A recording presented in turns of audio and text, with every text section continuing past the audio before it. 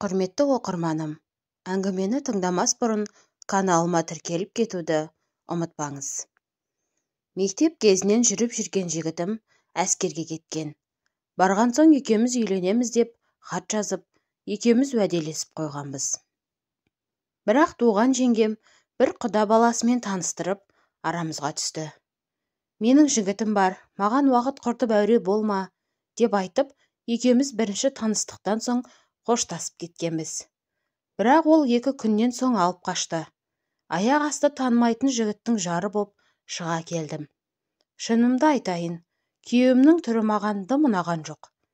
Менің қиялымдағы адам басқаша болатын. Бойы да кіп-кішкентай, оның қасында мен сұлу, үлпілдеген жас едім. Өзімді оған қимай, қит етсе, мен саған амалсыздан тигем, ұнатпағанмын деген сөздерді көп айттым. Содан ба, ол бірте-бірте мені қызғанып, үйде ұрыс-керіс көбейе бастады. Оған қоса адуынды енем бар. Қит етсе, мені жамандап, қатының сылаңдап, айнаның алдынан шықпайды деген сөзді қосып, күйеуімді қайрап қоятын. Уақыт өте, көшеде өзімен өзі кетіп бара жатқан еркек көрсе, мынау саған келіп кетіп бара жатыр ма, деп көрінгеннен қызғанып, жұдырық ала жүгіретін болды. Ақырында ішімдікке салынып, берекеміз кетті. Мен сенімен тұра алмаймын деп, киім-кешегімді жинап, әке-шешеме, күйеуім мен енемді жамандап, төркініме қайтып бардым. Ішіме сыйған қызым сыртыма да сияды деп мамам құшағын жая қарсы алды.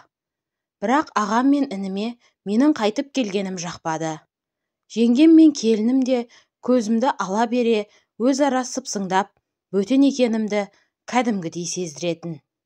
Шешем, жеңгем, келінім бәріміз бір үйде тұра алмадық.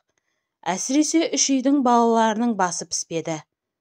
Ақырында қаладан пәтер жалдап, 2 баламмен көшіп кеттім. Өз арбамды өзім сүйрегенім жөн деп шештім. 2 баламен қалада өмір сүру оңай емес екен. Ай сайын пәтерақы деген келеді де тұрады. Аттап басқаныңның бәрі ақша, бәрі сатулы. Түн ішінде 2 балама білдірмей көп жылайтынмын.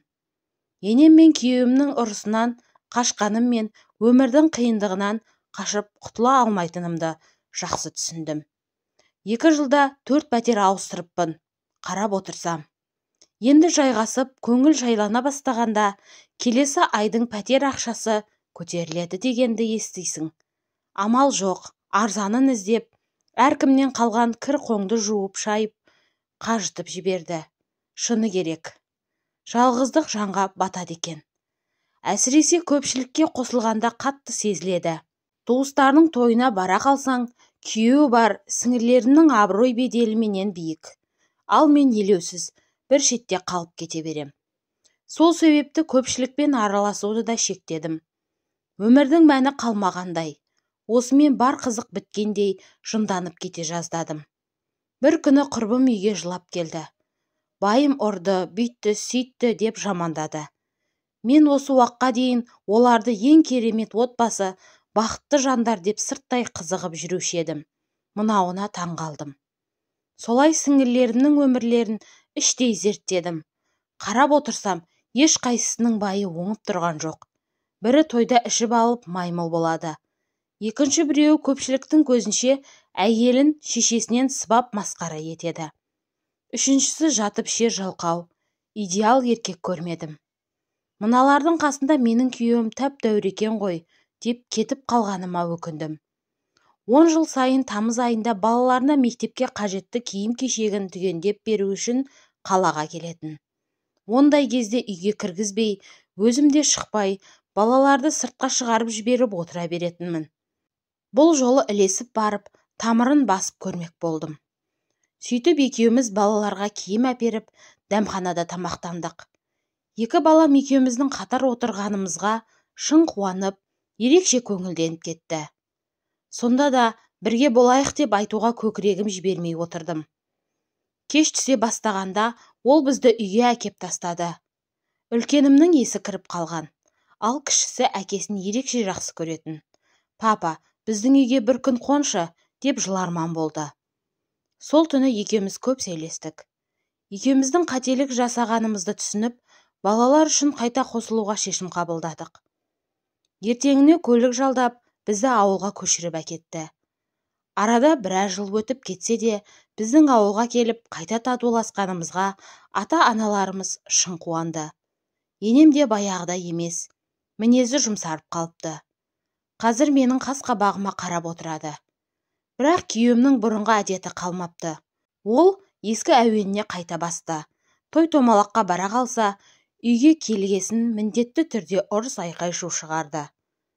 Бетіме күле қараған адамның бәрінен қызғанып, арасында қол жұмсайды.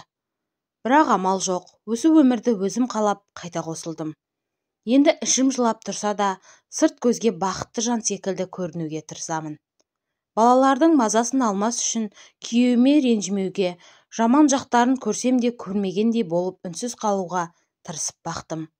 Бір сөзбен айтқанда, одан үнемі өзімді бір саты төмен ұстай бастадым. Баяғы тәкаппарлықтан мен сұлуымын, сені сүймеймін деп керігетін Сәлимадан жұрнақта қалмаған.